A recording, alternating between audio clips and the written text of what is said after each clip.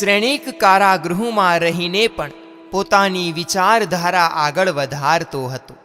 શત્રુના દુષ્ટ વર્તનની એના ચિત્ત પર કોઈ છાપ કે છાયા નથી, કે નથી કોઈના પ્રત્યે એને કશો પણ દ્વેષ. એણે તો એના વર્તમાનને હૃદયપૂર્વક સ્વીકાર કરી લીધો હતો. માણસ ભૂતકાળને ભૂલી શકતો નથી, તેમ ભવિષ્યના સપના જોવાનુંય છોડી શકતો નથી, અને પરિણામે વર્તમાનની કઠોરતા પ્રત્યે દુર્લક્ષ્ય સેવે છે. એ જ રીતે એ આગળ વધવાની કોશિશ કરવા જાય છે, ત્યાં જ એને કઠોરતાનો એટલે કે વર્તમાનની કઠોર ક્ષણોનો પરિચય થાય છે, અને દુઃખના દાવાનળમાં દાહ પામ્યા સિવાય રહેતો નથી. આવા સમયે માણસ જો ભૂતકાળનો માર્ગદર્શનના રૂપમાં ઉપયોગ કરે તો એ જ ભૂતકાળ એના માટે આદર્શ ભૂમિઓ બની શકે છે. શ્રેણીકને ભૂતકાળ ભયાનક ન લાગ્યો. વર્તમાનમાં આવા કઠોર કાળી વેદના આપનારા કોરડા નઠારા ન લાગ્યા. એ તો આમેય એ પરિસ્થિતિને પોતાના સદભાગ્યનો જ એક અંશ માનીને જીવી રહ્યો છે. સમય આગળ વધી રહ્યો છે, અને શ્રેણીકની દ્રષ્ટિ સમક્ષ ભૂતકાળના નવા નવા દ્રશ્યો તરવરી રહ્યા છે. સમુદ્રી સફરના એ સોનેરી દ્રશ્યો હવે જોઈ રહ્યો છે. જળમાર્ગ વિશેની જાણકારી કપ્તાન પાસેથી મેળવેલી. લાંબો માર્ગ પણ રમૂજ અને વિનોદ વૃત્તિથી ટૂંકો કરાવી દીધેલો. સહપ્રવાસીઓને પણ કેવો આનંદ આનંદ થઈ ગયો હતો. પ્રવાસમાં કોઈને કળાવા ન દીધું કે પોતે રાજકુમાર છે. વસ્ત્ર પરિધાન પણ એવું સાદું હતું કે જાણે કે સામાન્ય ગ્રામીણ જન જ હોય. કપ્તાનની સાથે વાર્તાલાપ ચાલુ હતો. ચારે દિશામાં માત્ર એક જળનું જ સામ્રાજ્ય છાઈ રહ્યું હતું. કેવા ઊંચા ઊંચા દરિયાના મોજા ઉછળી રહ્યા હતા. એક પહાડ જેવું મોજું ધસમસતું વહાણ તરફ આવી રહ્યું હતું. વહાણ પણ આગળ વધી રહ્યું હતું. ચતુર કપ્તાને માત્ર થોડી જ દિશા બદલી અને મોજું પાસેથી પસાર થઈ ગયું. જોકે તો પણ એની પાછળનો ભાગ વહાણને ટકરાયો. વહાણમાં પાણી પાણી થઈ ગયું. કપ્તાનની સાથે વાતો કરવાની મોજ હતી, અને એ પણ કેવા પ્રેમથી સમુદ્રની સમસ્યાઓનું વર્ણન કરતો. સમુદ્રના સંકટો કેવા હોય અને કપ્તાનની કાબેલિયત ક્યારે કેવી રીતે કામ કરતી હોય એનું વર્ણન સાંભળતા પણ રોમાંચ થઈ જતો. દૂર દૂર સામે કોઈ પહાડ તરતો હોય એવું દેખાયું. એ તરફ ઈશારો કરીને મેં પૂછ્યું કે સામે શું કોઈ ગિરિખડક છે કે? ના ભાઈ ના, એ ગિરિખડક નથી, એ તો મહામત્સ્ય છે. તોતિંગ કાયાવાળા એવા જળચર જીવો હોય છે. એનાથી જો સાવધ ન રહીએ તો આખા ને આખા વહાણને એ ગળી ખાય. પછી આપણને એના ઉદરમાં જ શેષ જીવન પૂર્ણ કરવું પડે. આવા કેટલાક વિશાલકાય મત્સ્યો પૈકીનો એ એક મત્સ્ય છે. એને આપણો ખ્યાલ આવી ગયો છે, એટલે કે એ આપણી તરફ જ આવશે. આપણે હવે વધારે સાવધ રહેવું જોઈએ. ઘડીકમાં એ એના શરીરને પાણીમાં ડૂબાડી દે અને ઘડીકમાં આખું શરીર બહાર કાઢે તો જાણે કોઈ કાળમીંડ ખડકનો આપણને આભાસ કરાવે. કપ્તાનના કપાળ ઉપર કરચલી પડી. જાણે કોઈ સંકટ આવી રહ્યું હોય એવું એનો ચહેરો કહેતો હતો. એના કાર્યોમાં મેં મદદ કરવા માંડી.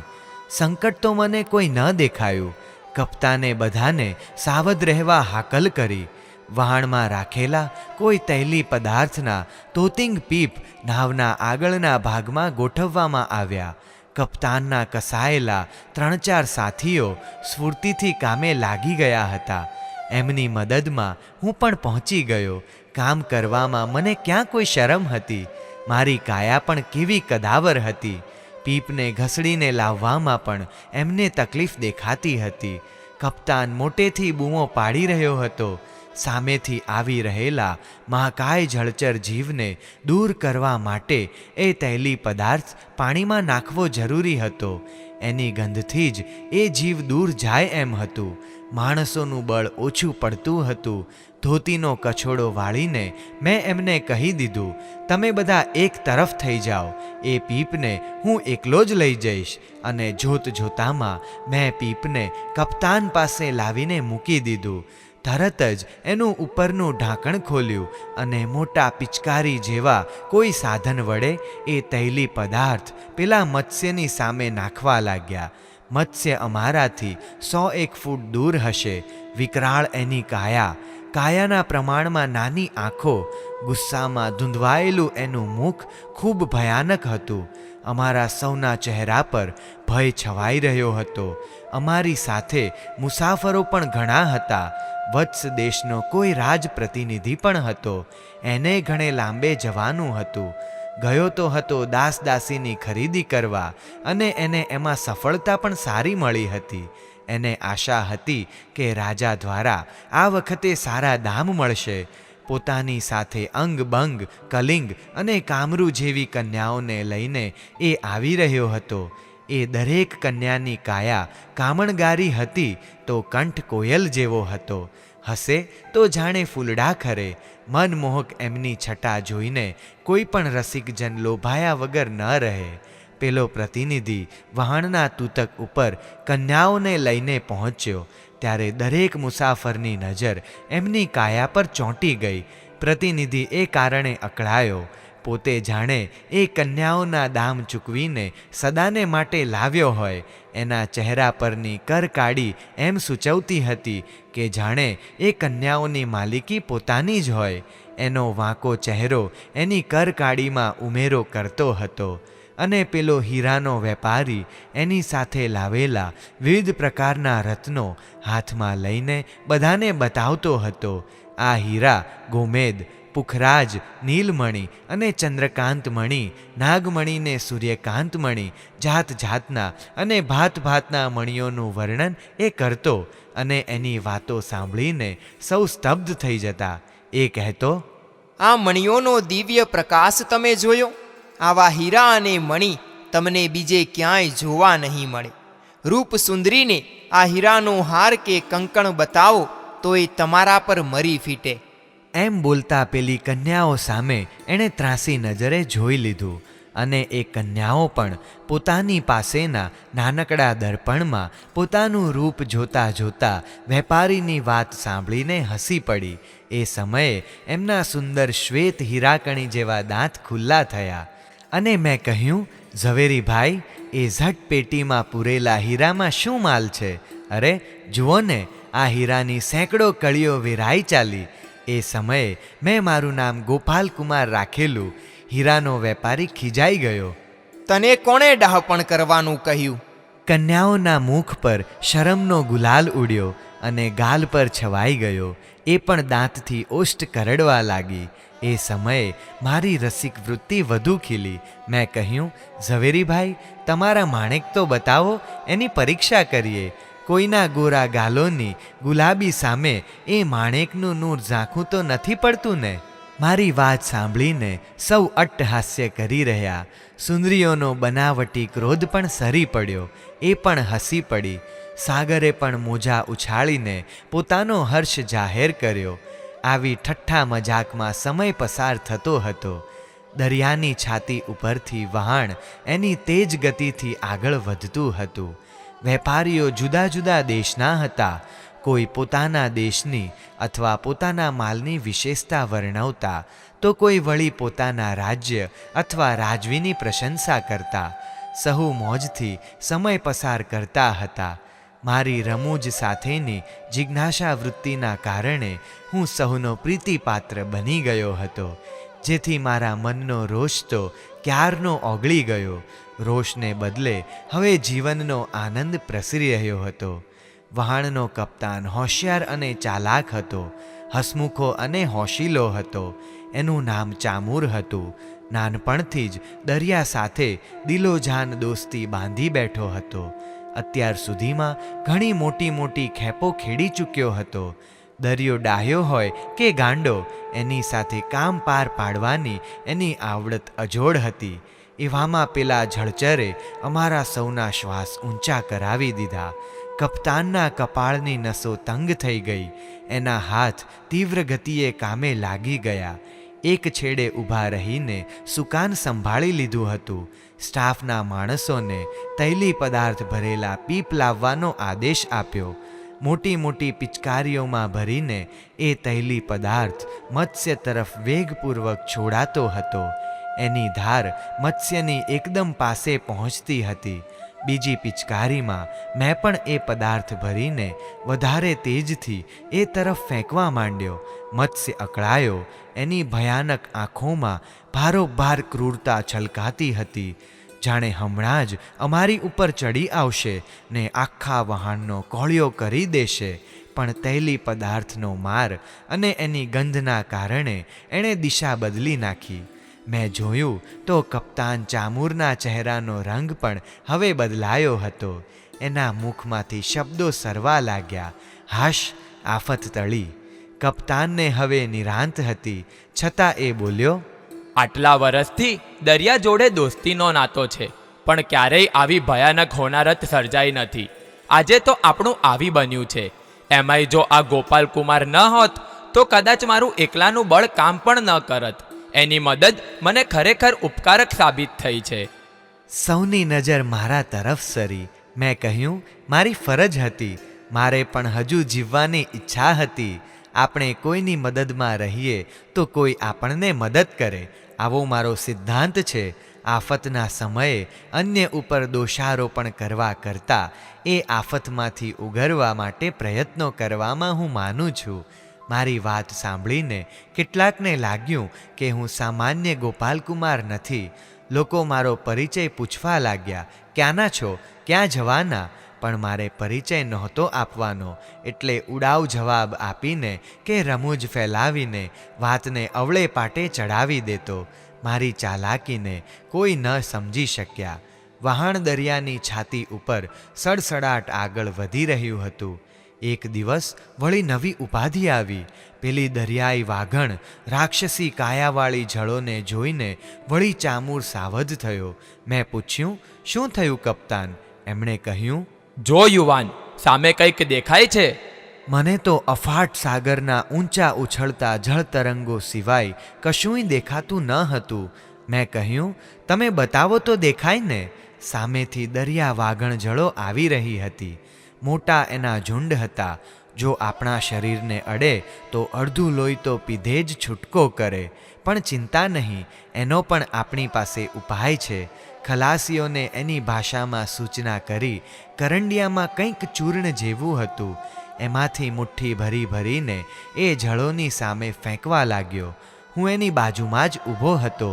એને એમ કરતો જોઈ મેં પણ ખોબે ખોબે એ ચૂર્ણ ફેંકવા માંડ્યું. મને જોઈને હસી પડ્યો. થોડી વારે જળો ચાલી ગઈ ત્યારે ચામુર સહેજ ચિંતિત સ્વરે બોલ્યો, આ જળો તો ગઈ, પણ હવે રાક્ષસી શંખ આવશે. આ ડાકણો તો કંઈ નથી. એનો મુકાબલો પહેલાં પણ મારે થઈ ગયો છે, પણ આની પાછળ હવે દૈત્ય જેવા શંખ આવશે. હાસ તો લડાઈના મેદાનમાં શસ્ત્રો એક સરખા થોડા હોય. એક જાતના પ્રહાર પણ ન ચાલે. શસ્ત્ર બદલવા પડે અને સાથે સાથે પદ્ધતિઓ પણ બદલવી પડે. નહીં તો દુશ્મનો આપણી ચાલને સમજીને સાવધ બની જાય તો ક્યારેક જીતની બાજી પણ હારમાં પલટાય. મારી વાત સાંભળીને પેલો રાજપ્રતિનિધિ બોલ્યો, તું કોઈ ક્ષત્રિય લાગે છે. પણ એ સમય એમાં ધ્યાન આપવાનો ન હતો. એ ભલે એને જે વિચારવું હોય એ વિચારતો. પાછો વાતનો દોર સાંધતા મેં પૂછેલું, હા તો એ શંખ તો આપણે પણ લપોડ શંખો, શો ફરક પડવાનો? ભાઈ ચામુર, એ આપણને શું કરે? એ શું કરે એમ? આપણા કોમળ ભાગને એ ખાઈ જાય. એક માણસના માંસના લોચાને પૂરો કરવા 4 થી 5 શંખ પૂરતા થઈ જાય. અરે, એ તીરથી વિંધાય નહીં કે તલવારથી કપાય પણ નહીં. એના ઉપાયની અલગ જ તરકીબ છે. એટલામાં ખલાસીઓ નવી જાતનો પદાર્થ લઈને આવી ગયા હતા. ટોપલામાં રહેલો કંઈક ભૂક્કા જેવો પદાર્થ હતો. એમાંથી સૂરાની માદક ગંધ પ્રસરી રહી હતી. મને અચાનક સૂરા યાદ આવી ગઈ.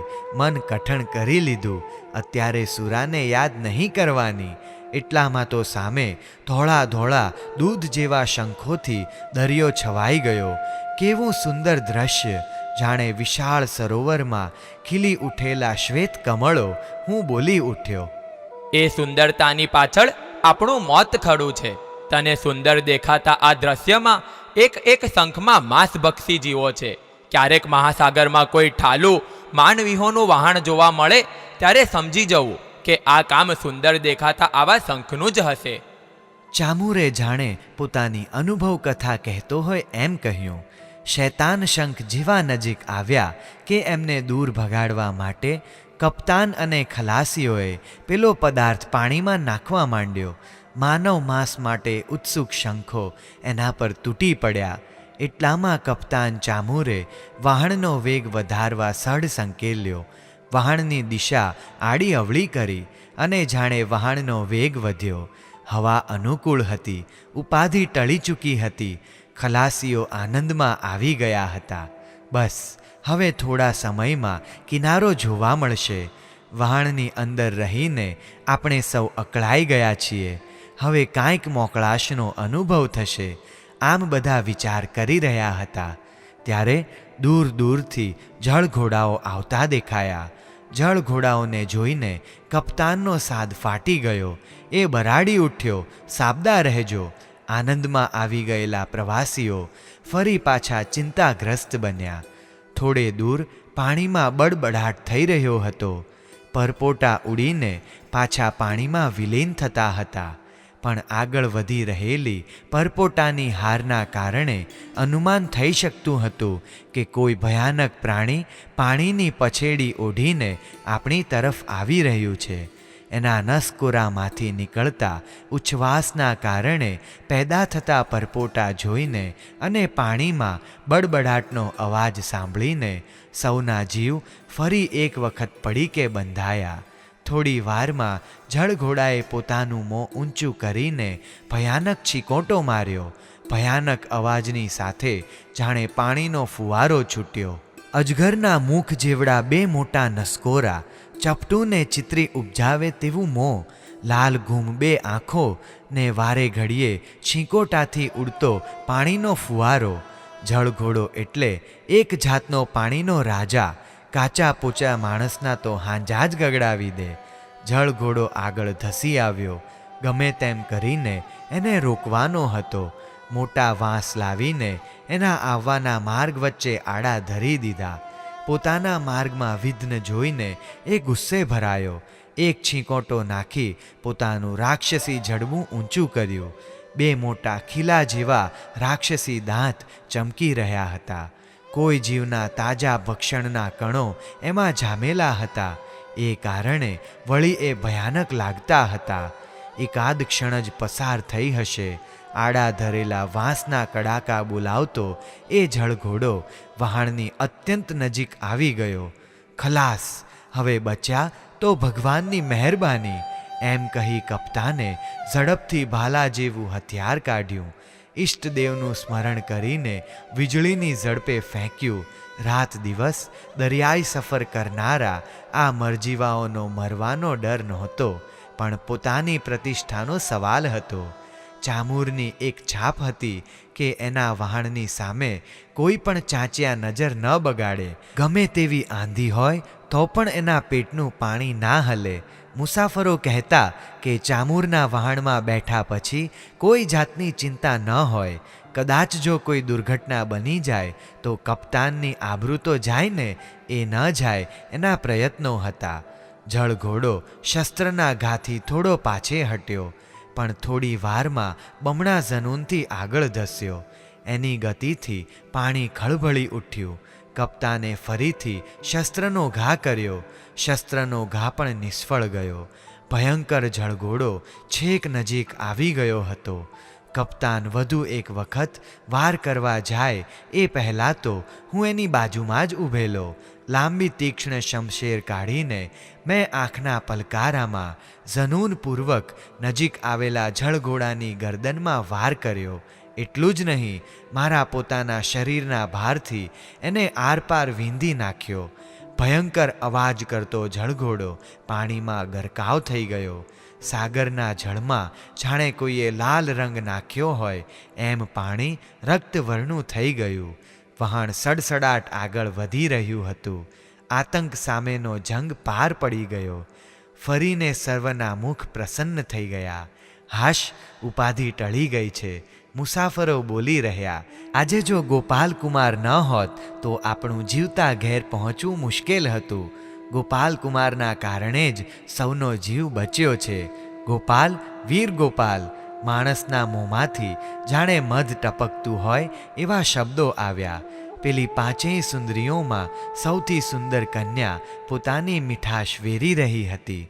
સૌંદર્ય સદાય શૂરવીરતાને ચાહતું જ હોય છે ને. શ્રેણિકને વિચારનો પણ જાણે થાક લાગતો હતો. બહાર કંઈ સળવળાટ થતો જાણ્યો, પણ એની એના મન પર કોઈ પણ અસર ન થઈ.